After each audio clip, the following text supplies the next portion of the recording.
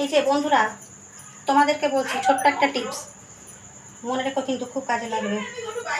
এখন তো আমি রুটি করছি, আমার কিছুটা আটা বেঁচে গেছে, তো নিশ্চয়ই তোমাদেরও আটা বেঁচে যায়। তো আটা বেঁচে গেলে কীভাবে রাখো, এইভাবে সাদা কন্টেনারে ভরে রাখো। পরের দিন যখন আটাটা বার করো বা তার পরের দিন আটাটা বার করো ফ্রিজ থেকে, তখন আটার ওপরটা কালো হয়ে যায়, রুটিটাও কালো হয়, খুব একটা স্বাদ থাকে না রুটির।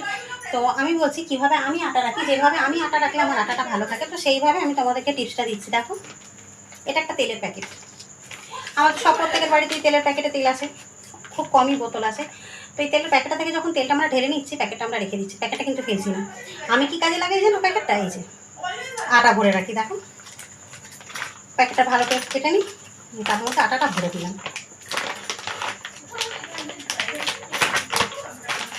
ব্যাস,